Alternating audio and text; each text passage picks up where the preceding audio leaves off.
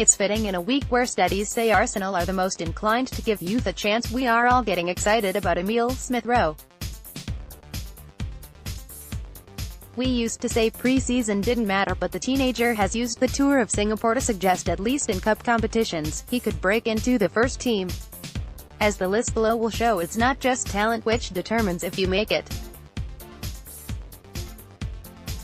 Fitness, attitude, dealing with fame are all contributing factors. Below is a list of Arsenal youngsters who didn't fulfill their promise with us. Serge Gnabry, one of the few youngsters you could accuse Arsene Wenger of mishandling, in terms of not putting up enough fight to keep him at the club, with sides in Germany more than happy to take advantage. Werder Bremen signed him as a replacement for Kevin De Bruyne, and once he started to play regularly, the more his career advanced, earning a summer move to Bayern Munich and being capped by Germany. It's not that anyone at Arsenal doubted his ability, but was more a case of timing. Having started to break through into our first-team squad, his progress was undermined by a serious knee injury in 2015. Once recovered, he saw being asked to join West Brom on loan, where he barely played, as a backwards move, having been nominated for one of the world's best teenagers in 2013. Rio, quite a sad story, as Rio went from a youngster who had earned his own chant to almost a forgotten man at Arsenal. Fans might be surprised just how long he was on our payroll before Arsene Wenger finally gave up on him. The Japanese international won over many Gunners with his performances in a couple of League Cup ties, this after his positive reputation earned on loan at Feyenoord.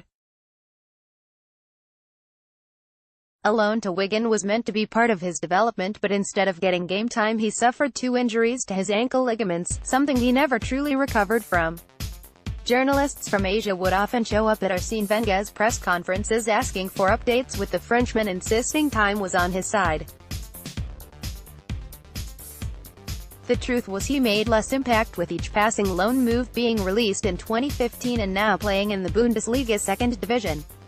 Carlos Vela, a prime example of how a player can be technically as good as anyone but simply too lightweight for the Premiership. His goal-to-game ratio in the Cups was good, but he didn't have the physical build to make an impact in the Ligue.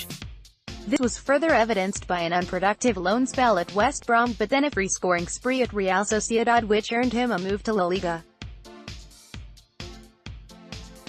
The fact that Arsenal insisted on there being a buyback clause suggests Arsene Wenger always sensed he could be productive elsewhere. That we never used that buyback option maintains that the perception of him being too small persists. Jermaine Pennant, at the time of his departure, Arsene Wenger was accused of not giving the teenager enough chances. For him, of all people, to eventually give up on Pennant and let him leave should have indicated how troubled Pennant was. Not that anyone would have envisioned him spending time in jail. There were moments where it looked like he had turned his life around. His most consistent level of form came at St Andrews, where in truth he should have stayed under the wing of manager Steve Bruce.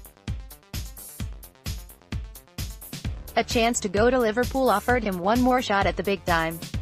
He played in a Champions League final but couldn't maintain that level of performance. Since then his career has been a journey around the world, from Spain, India, Singapore, Scotland. David Bentley: when Arsenal were going a whole season undefeated, there wasn't a lot you could accuse Arsene Wenger of. One though would be his failure to bring through British players from the academy, something he tried to rectify by giving David Bentley game time where he could. Fans always love seeing one of their own make it to the big time, and therefore were disappointed when he was allowed to move to Blackburn Rovers. His initial form at Ewood Park led to a move to Spurs, where he was being dubbed the next David Beckham. Meanwhile, as the Untouchables were being split up and replaced by a more youthful-looking Arsenal side, it appeared that Bentley could have fitted in, and therefore his sale seemed hasty. At White Hart Lane, he's best remembered for ironically a wonder goal against us and dumping a bucket of ice over Harry Redknapp. People have often joked it was in that one moment Harry decided to get rid of him, but it's another example of a respected boss not being impressed by Bentley's professionalism towards the game.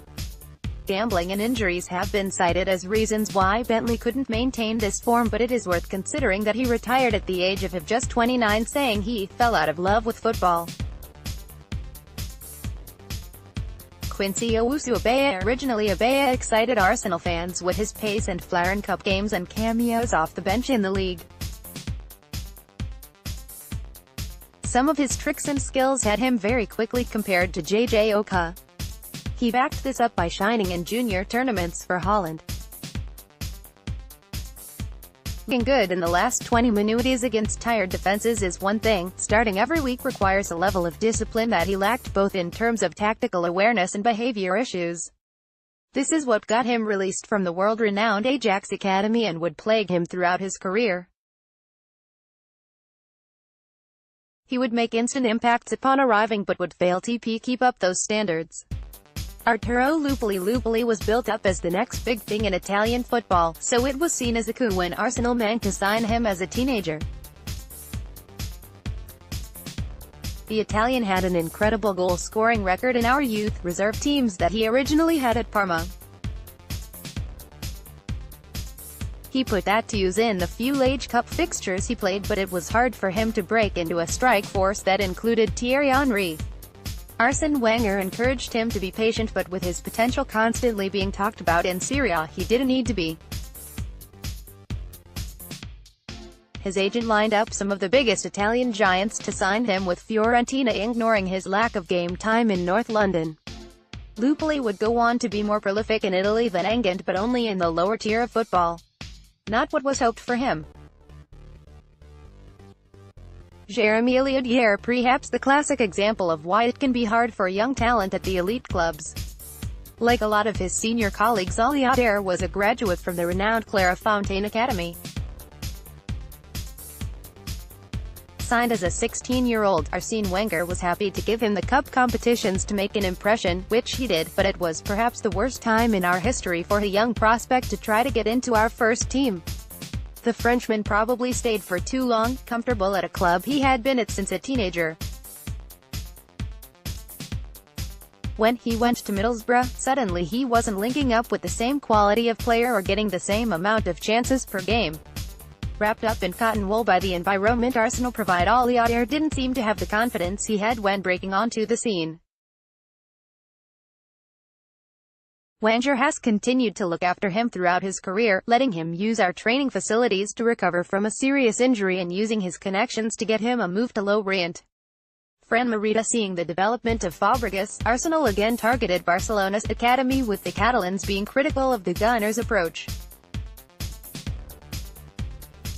This was a big deal in Spain as the youngster was predicted to have a bright future, shining for the underage national team. On more than one occasion, Arsene Wenger predicted his midfielder had the talent to be world-class and assumed he was on the verge of signing a new deal. Homesick, he was struggling to settle in London, something Atletico Madrid were willing to take advantage of. The La Liga side were accused of tapping him up, similar to how we were the first time. He continued to struggle for first-team football and has since rebuilt his career in the lower leagues.